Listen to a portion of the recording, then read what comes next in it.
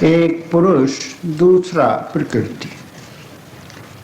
पुरुष सच्चित आनंद है, अविनाशी है, और प्रकृति जड़ है। जब तक जीव उस आनंद के भंडार में था, वह भी आनंद में था। परंतु जब पुरुष और प्रकृति का मेल हुआ तो एक दूसरी स्थिति पैदा हुई, जिसको शास्त्र माया कहते हैं। उसी का दूसरा नाम अविद्या या अज्ञान भी है। तो इस संसार में आकर जीव जब इस माया के चक्कर में पड़ता है तो वह दुख को प्राप्त होता है। यह माया ही हमारे सर्व दुखों का कारण है। अब प्रश्न होता है कि इन दुखों को दूर कैसे करें। यह तो जीव के बस की बात नहीं है कि पुरुष और प्रकृति के मिलन को वह दूर कर सके, परंतु एक कार्य अवश्य कर सकता है कि वह अपने को प्रकृति से थोड़ा अलग कर ले। और इसी अलग होने को दृष्टा भाव कहा जाता है। जो मनुष्य अपने को कर्ता न मान के अकर्ता या दृष्टा मान लेता है, वह दुखों से दूर हो जाता। ऐसा मनुष्य ही वीतराग पुरुष भी कहलाता है। इसी के लिए भगवान कृष्ण ने भी शिक्षा दी थी। परंतु इस संसार में मनुष्य योनि प्राप्त करने के बाद जहाँ हमको कर्म अवश्य करना है, यह कैसे हो कि हम करता रहते हुए भी अकर्ता हों। इसके लिए भगवान कृष्ण ने अर्जुन को बार बार कहा था कि तू मेरे में चित्त लगाकर कर्म कर, युद्ध कर, तू मुझे प्राप्त होगा। यह उन्होंने कभी आश्वासन नहीं दिया कि तू जीतेगा। कारण यह है कि कर्म करना तो हमारे हाथ में है, फल के प्रति दृष्टा भाव लाना ही इस संसार में भगवान कृष्ण के अनुसार कहे हुए समभाव में आने का एक रास्ता। इसी दृष्टा भाव की शिक्षा गुरु महाराज ने भी हमको प्रथम दिन से ही दी। जब साधक इस सत्संग में आता है, साधना प्रारंभ करता है, उसको यही कहा जाता है कि यह उपासना का दृष्टा साधन है। यहाँ जैसा आप सुनते आ रहे हैं 2 दिन से, पहले कहते हैं कि ऐसी कल्पना करो कि परमात्मा या गुरु साक्षात हमारे सामने है, वह तेजोमय है, उसका तेज हमारे हृदय में जा रहा है, हमारा रोम रोम इस प्रकाश से भर गया। जब हम प्रकाश को अपने अंदर में देखने लगते हैं, अपने हृदय में देखने लगते हैं, तो यहाँ से दृष्टा कार्य प्रारंभ होता है। और जैसे जैसे हमारा मन उस प्रकाश पर केंद्रित होने लगता है, एक समय आता है जब हमको न संसार का भान रहता है, न अपना भान रहता, केवल प्रकाश दिखाई देता। यहाँ पर मन चूंकि और सारे विचार छोड़ चुका है, न उसे संसार याद है, न अपना भान है, तो वह सत की अवस्था में आ जाता है, जिसके बारे में मैंने कल भी कहा था। वह शांति की स्थिति है, आनंद की स्थिति। और यहाँ पर साधक एक सुख का अनुभव करता है, आनंद प्राप्त करता है। परंतु धीरे धीरे जैसे जैसे उसका मन और उस प्रकाश पर केंद्रित होने लगता है, एक समय आता है जब उसकी आंखों के सामने से प्रकाश भी हट जाता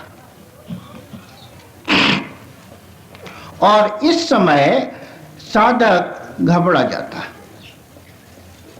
वह यह सोचता है कि जिस प्रकाश और आनंद में मैं था वह कहाँ चला गया, क्या मेरी अवनति हो गई। परंतु गुरु महाराज ने कहा है कि यहाँ भी दृष्टा भाव ही रखना चाहिए, क्योंकि जब प्रकाश अपने सामने से ओझल होता है तो रज और तम का जो हमारे ऊपर प्रभाव है वह हटाने का काम चलता है। वह जो शक्ति जिसको हम देख रहे थे वह ओझल होकर यह कार्य करती है कि रज और तम के प्रभाव को हमारे अंतर से दूर करने लगती है। रज में गति होती है तो यहाँ भी चंचलता आ जाती है, हमारे सामने एक के बाद एक अनेक विचार आने लगते हैं। यह विचार और कुछ नहीं है, हमारे पुराने संस्कार जो जमा थे वह साफ होने लगते। जब कहीं सफाई होती है तो गंदगी अवश्य नजर आती है, और यह रज की स्थिति है जिसमें साधक अवश्य रहता है, कुछ महीने से लेकर कुछ सालों तक।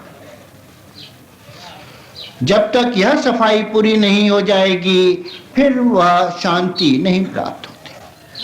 तो इस अवस्था में एक काम गलत हो जाता है, कई बार साधक दृष्टा से कर्ता बन जाता है। वह अपने मन से यह कहने लगता है कि इन विचारों को हटा, फिर शांत अवस्था में आ, जिस आनंद में पहले था उसी में ले चल। यह कर्तापन ही हमारे रुकावट का कारण भी है। यदि हम सोच लें कि गुरु की ही शक्ति यह सारा कार्य कर रही है और हम दृष्टा ही बने रहें तो यह कार्य जल्दी संपन्न हो जाता है। एक बात अवश्य यहाँ ख्याल रखें कि अगर आप करता रहेंगे तो साधना के बाद आपका शरीर और सिर भारी रहेगा। अगर आप केवल दृष्टा रहेंगे तो आपके शरीर में हल्कापन आएगा। इसके बाद तम का प्रभाव दूर होता है, जहाँ मूर्ता रहती है और शांत स्थिरता है। यह जब विचार रहित अवस्था आती है, यहाँ से अध्यात्म का योग शुरू होता है। महर्षि पतंजलि ने भी इससे आगे ही जाके समाधियों का वर्णन किया है। इस स्थिति तक उन्होंने वर्णन नहीं किया। तो अभी हम इसी दृष्टा योग की साधना को करेंगे। क्योंकि यह मन के द्वारा होती है तो पहले एक ऐसे आसन से बैठ जाएं जो सुख पूर्वक हो। 20-25 मिनट हम बैठ सकें। शरीर के किसी भाग में कष्ट होगा तो मन वहां अवश्य पहुंच जाएगा, हमारी साधना में विघ्न आएगा। तो सुख के आसन से ऐसे बैठें कि 20-25 मिनट हिलना डुलना न पड़े, कष्ट न हो। रीढ़ की हड्डी सीधी रखें और थोड़ी थोड़ी झुकाकर, क्योंकि यह हृदय चक्र का आसन है। थोड़ी झुकाने से जो साधना है वह हृदय चक्र पर होती है। अगर गर्दन सीधी रखेंगे तो आज्ञा चक्र पर अधिक प्रभाव पड़ता है। तो थोड़ी थोड़ी झुकाकर रखें, फिर आंख बंद करके ऐसी कल्पना करें कि परमात्मा या गुरु साक्षात तेजोमय हमारे सामने। यह जो मैं बता रहा हूँ वह नए साधकों के लिए है। पुराने साधक तो जैसे करते आ रहे हैं वैसे ही करेंगे। एक प्रार्थना और है कि इस समय यदि आप जाप या और कुछ करते हो क्रिया, वह न करें। घर पर इसको पहले करने के बाद वह कर सकते हैं या इससे पहले भी कर सकते हैं। तो आंख बंद करके ऐसी कल्पना करें कि परमात्मा या गुरु साक्षात हमारे सामने है, वह तेजोमय है, उसका प्रकाश हमारे हृदय में जा रहा है, हमारा रोम रोम उस प्रकाश से भर गया।